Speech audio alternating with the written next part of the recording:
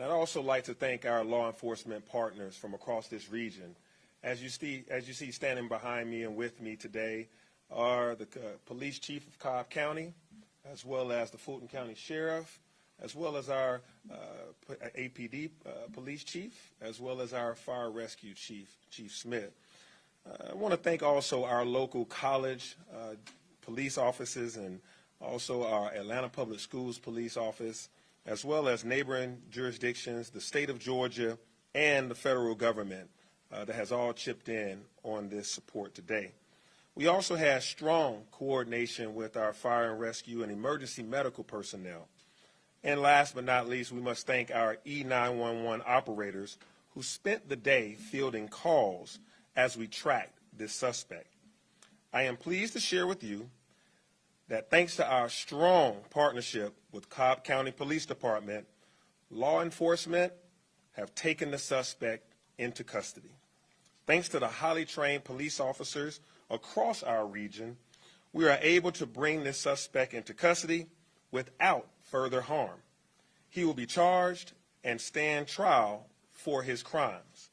Not only did law enforcement bring this man into custody, they also kept our community safe during an enormously tense afternoon and evening. I want to thank our citizens for keeping calm, staying in place, and for providing critical information to law enforcement throughout the day. Now I'm going to turn it over to law enforcement to share an update, and I'll return to share a few additional remarks later. Now I'll turn it over to APD Police Chief Darren Shearbaum. Thank you, Mayor.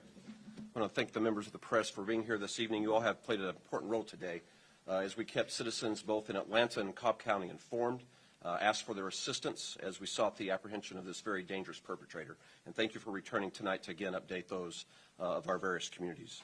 The mayor spoke today of a capable, competent, and brave response by the first responder network that served not only this city but this region. And I just want the men and women of the Atlanta Police Department to know, those that are in our 911 center, our first responding officers, our tactical teams, our investigators, how proud yet again I am of you of the work that you have done today on behalf of this city. And in the most dire of circumstances, you have shown what you do daily for the men and women that call this city home and those that visit here. But if you look closely on the earliest views from the crime scene, you saw not only the Atlanta Police Department responding, you saw a network of officers representing multiple agencies who have trained for this various outcome, Mr. Mayor, over and over again, that a day that this tragedy should befall the city that we would be ready. And I stand here today to tell you that the first responder network was there today for their city. The Sheriff of Fulton County, Sheriff Labatt, the Georgia State Patrol, the MARTA Police Department, Georgia Tech Police Department, Georgia State University, marshals, they were all on scene quickly, executing their active shooter protocol to stop the situation. And then very shortly we were joined by the GBI, the FBI, the Secret Service, as well as the United States Marshal Service as we sought to bring this person into custody. And that investigation soon showed us that this perpetrator had left the city and remained a threat elsewhere. And Sheriff Van Hooser, I just want you to know that we are a grateful city tonight for your partnership and the efforts of your law enforcement agency to take this individual into custody. And then this morning we celebrated the bravery of Atlanta Fire Rescue, not far from here as with their annual commemoration of Firefighters Day. And to see the paramedics and firefighters, when we did not know where the shooter was, that could easily have still been in the building, around the corner, to see our firefighters dismount their trucks and Chief Smith go into that situation. But it wasn't the first time I've seen that, Chief, because we had seen that in training over and over again. And today, when it was necessary to save lives, we were very proud to see you a strong partnership as we moved into that dangerous situation. And thank you. At this time, I'm going to ask our Deputy Chief of Criminal Investigations, Charles Hampton, to come forward to recap what has transpired today, what we have learned from the investigation, and then Chief Van Hooser will come forward to outline how his department led to the capture of this perpetrator today. Chief.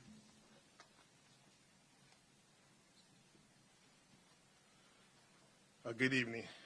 What we do know, we know that shortly before noon, the subject entered into 1110 West Peachtree Street and went to a medical center inside the building. It was shortly thereafter that he shot our first victim. and then the first 911 call came after that. He spent about maybe 2 minutes inside the building where he then exited on foot. And what we were able to pick up on the camera network system is that he went to a Shell gas station where he commandeered a vehicle. That pickup truck was left running unattended, and he took that vehicle. We were able to, again, use video to obtain a tag and immediately place that tag into our LPR system, our license plate reader system. And so at that time, we had to really do some work to figure out where he was at. There was a series of search warrants drafted both here in Atlanta and Cobb County because we were getting information of residents and other locations that he may go to.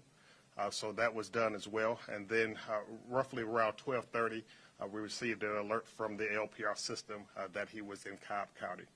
And so that, again, we were on the phone immediately with Cobb to let them know that this individual was somewhere in their jurisdiction. And as Chief said, we'll then let Chief Enhuser just kind of talk about what happened in his jurisdiction. But I would tell you that although we may not have known exactly where he was, as soon as we were alerted that he was out of our area of responsibility, we contacted that local jurisdiction, and that coordination took place. Chief.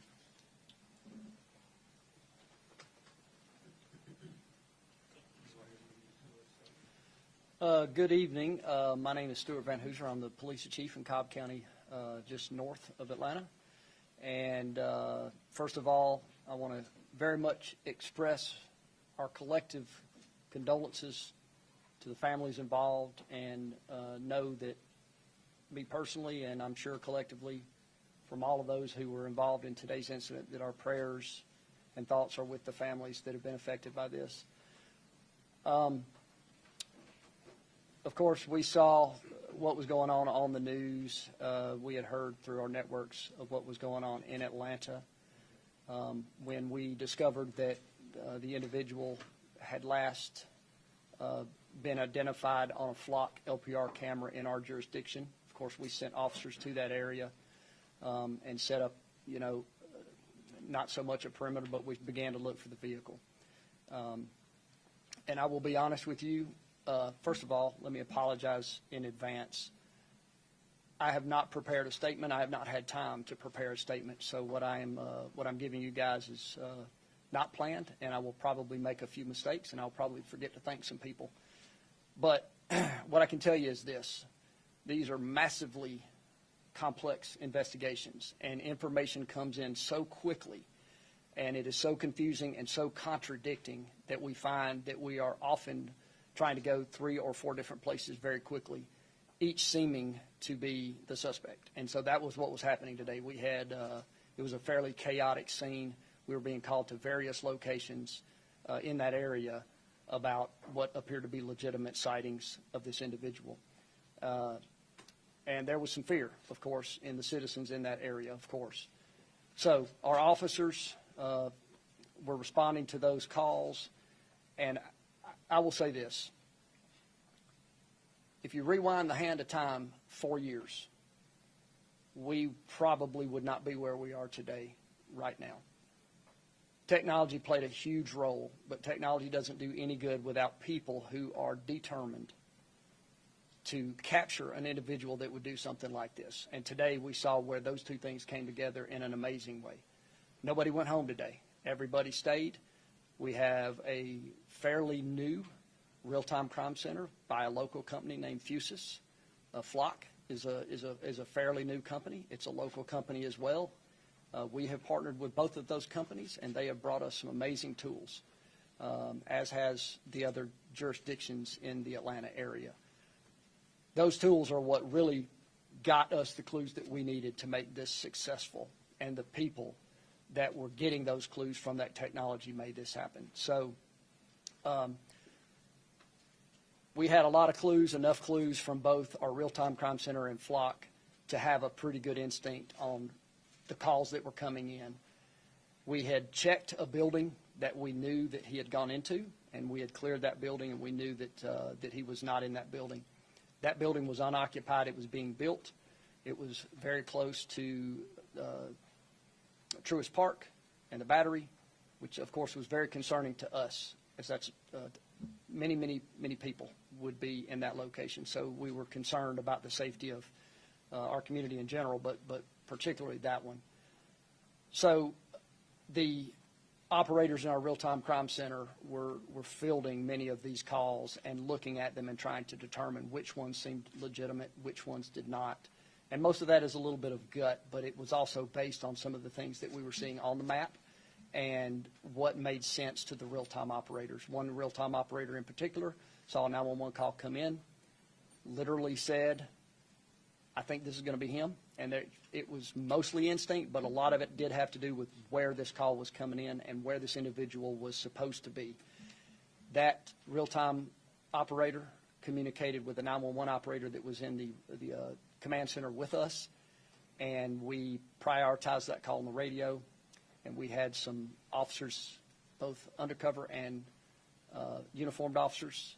I believe, if I have my facts correct, that an undercover officer was the one that originally saw and confronted this individual and was able to then have backup from uniformed officers that came in and took him into custody without incident. I would forget, and I will forget, some of the people and organizations to thank, but I can reiterate what Mayor Dickens and Chief Shearbaum said, and there's no reason to really go back into all of it, but I can tell you that it does not work without a cooperative community, a community that backs up the police, that allows the police to take risks and try to take violent people into custody. We have a very, very supportive community in Cobb County, a very supportive elected official group, and very supportive leadership, and that's very, very important for us. We had great community members who were calling us and giving us information. We have a 911 center who has shared their data with us. We have a DOT that gave us information and access to cameras that we did not have previously, and those cameras proved extremely helpful today. That is where we got the precise location of the building that he walked into. So the amazing cooperation between many that you would not really consider a public safety agency, like the Department of Transportation, and all the public safety agencies in Cobb County, the cities. GSP helped us with Overwatch and with a helicopter. It's just you can't really thank people without missing someone. But hats off to everybody who was involved in this and all of the foundation of the technology that was laid. And lastly, I'll have to say that the communication between agencies in Metro Atlanta has probably never been this good, particularly from the Atlanta Police Department. Incredible outreach with Chief Shearbaum and the whole team here. And we were here just last week learning things from the Atlanta Police Department. So thank you to everyone who was involved in this. We're, of course, honored to have been a part of it, and thank everyone who was involved. Thank you. Thank you very much, Chief. Thank you, Chief. And thank you again to all of our partners here in law enforcement for their cooperation and professional work today. As you can see, this is a group project. This took multiple jurisdictions working together, highly trained officers who not only found this suspect, but brought him into custody to stand trial. So thanks to the professional and trained law enforcement in our region, this is an instance where justice is the case of the day. But that doesn't change the fact that one woman died, and there are 4 more in the hospital just a few blocks away from here, fighting for their lives. And I want to thank Grady Hospital, the care that they've given immediately to those 4 individuals.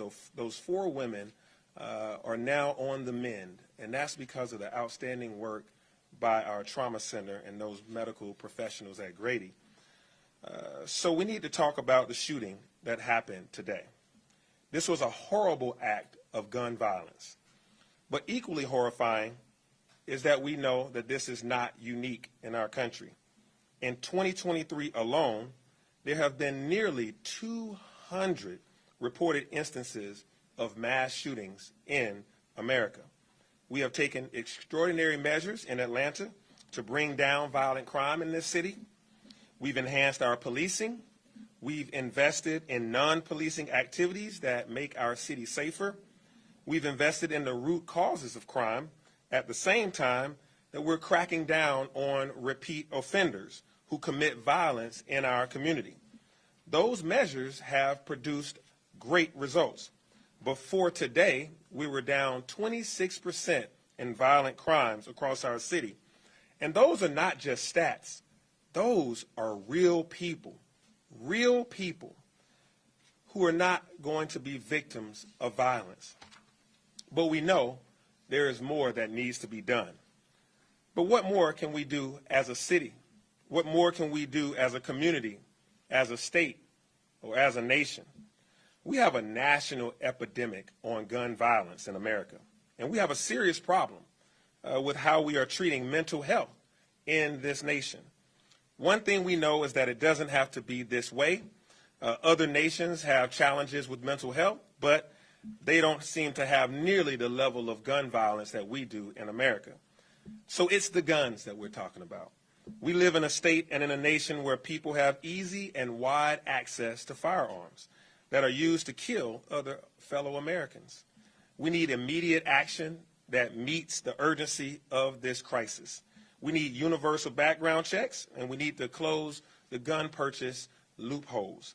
We need better red flag laws that allow judges to remove guns from people who pose risks. We need to do everything we can to ensure that folks who shouldn't have guns can't get them. There's a lot of talk about Second Amendment rights. We need more actions about the rights of our citizens to go about their lives, to be able to go to a doctor's office, to a supermarket, to a gas station, or to their school without the threat of being gunned down. We all need to do our part to stop these horrific acts from happening again and again. So you will be hearing more from me on this. But today, we are grateful for the women and men who brought this to a close, the team of people that back up the team of people that you see standing here. And our prayers are with the victims and with the families that were injured or killed today. With that, I am happy to take your questions. Mayor Dickinson, there has been an extraordinary decrease in the homicide rate in Atlanta. But events like this, particularly when there's lots of national media attention, cause people to think that crime in Atlanta is increasing. How do you address that sort of perceptual mismatch? Yeah, thank you for that, for clearly stating that violent crime is down in Atlanta. Homicides are down 40-something% up until this very moment. I don't know what the stat is now after today, but violent crime is down in Atlanta. And so the perception may be, because of this mass shooting, that crime is all over the place. But the truth of the matter is it's down. And so reality is reality. The numbers show that it's down, but we still can't rest on that. We have to do policing activities, more police training, more police patrolling, but we also have to do non-policing activities like making sure people have good jobs, making sure that individuals, our youth, have youth opportunities, after-school programs, summer employment, making sure that we invest in our young people, but also do anti-violence training, de-escalation training, helping people to resolve conflicts, and to get rid of the gang leaders, illegal guns, as well as illegal drug sales. And so all of that is a part of our ongoing collaboration with the City of Atlanta, APD, as well as our federal partners, our state and local partners, Georgia State Patrol, as well as our Fulton County Sheriff, Cobb County, as well as our DA. So all of us are working together on those things to fight gangs, guns, and drugs, but also those things that are just related to making sure people are healthy and have opportunities. Mayor Dickens, one quick question. I know that there's been members of your city's SWAT team that have been proactive and gone out to some of these businesses and helped train employees. But in light of the world we're living in now, is there yourself, city leaders, about possibly trying to form a partnership with the Atlanta business community and your police department to work on drills and things like that? Because obviously this is the role we're living in. Yeah, we unfortunately, just like we have fire drills and tornado drills, active shooting drills are becoming a necessity. As a matter of fact, and Chief Van Housen can talk about this, I think there was an active shooter training, a drill going on near Battery Park by a business in that area today as we were closing in on this suspect together. So it is very important that businesses take this serious. My cabinet, our leadership, we've had active shooter training of what to do, how to get out of the situation, and how to maintain a level head in the instance. And this also requires us to have professional training so that when police officers and firefighters encounter an active shooting situation, that it's not the first time they are being prepared on that. And so that's why we have to make sure that we have adequate training. And our adequate training includes during cadet school, but also ongoing training that these officers and personnel have over and over annually to make sure that they're prepared for instances such as this, or instances such as what you saw last week at a gas station on Moreland and Memorial, or on and on and on across this nation. I know this is an ongoing investigation, but do we know there's been reports that the suspect was suffering some type of mental health episode? Have you guys been able to confirm that? And also, do we know if the firearm he was using was obtained legally, or? Chief Hampton, you want to talk to that? Again, as you know, most of my statements is all that is still under investigation. We won't talk about any mental health that the subject may or may not have. We have the firearm, and we will be running any checks on that to see if it was stolen, if it was legally purchased. So we have it. What the weapon was? I will not. I will say it was a handgun. So there's a lot of unknowns right now in terms of the suspect, what you can release, but a lot of people want to know why he was there. If you guys have learned any information about why he was there, possible motives, if he was familiar with any of the victims, what have you learned about the suspect since getting him in custody? okay. What I will share, we know that he had an appointment at the facility. And again, why he did what he did, all that is still under investigation. And just remember, again, we have families. First time that they are hearing some of this stuff is right now. And so we want to be respectful of them and what they're going through. And then we also still have a trial that we have to put forth. So a lot of that information we won't release at this time. But we do know that he was there for an appointment. Any update on the victims? Right now, we still know that they're in critical but stable condition right now. Did you have any contact with the family of the shooter, or I don't know, you can't say his name, but did the family talk to the police about what was going on? Yes, we spoke with the family. They have been cooperative with our investigation and been extremely helpful. What did they say? Again, all that is still under investigation, and so I'm not going to go into exactly what they said. Was the suspect's mother on location at any point today? Yes. Sometimes in these situations, family members can help investigators. Were they instrumental in helping at all in this? Extremely. Again, they provided key information to help us further our investigation and again, to lead in a successful conclusion. Did they help you with how he received the gun, or how they got the gun? And again, that's still under investigation, and won't release any of that information at this time. Mayor Dickens, question for you. For many people in Atlanta who we talk to, this has kind of put a fear in their hearts. What does tomorrow look like? What is moving forward for the city? What does life look like? Yeah, so right now we've had a successful end to a traumatic day. And today is a day that we can go home and rest easy, that the individual that caused harm in our community is under arrest thanks to this great partnership with Cobb County, Fulton County, City of Atlanta, Georgia State Patrol, and all of these great partners.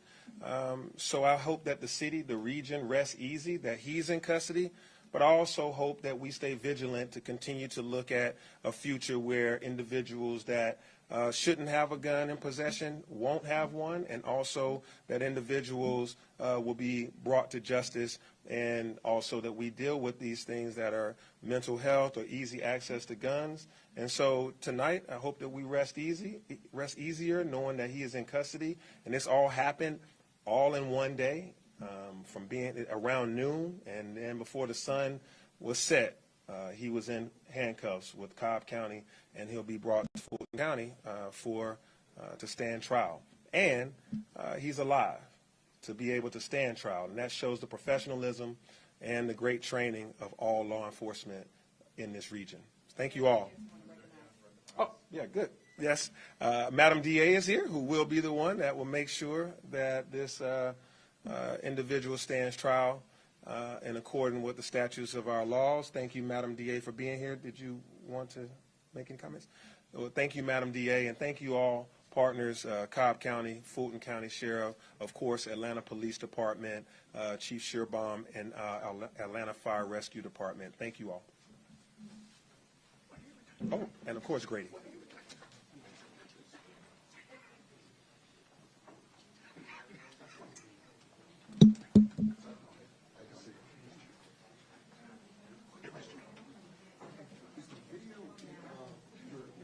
System integrated with police departments.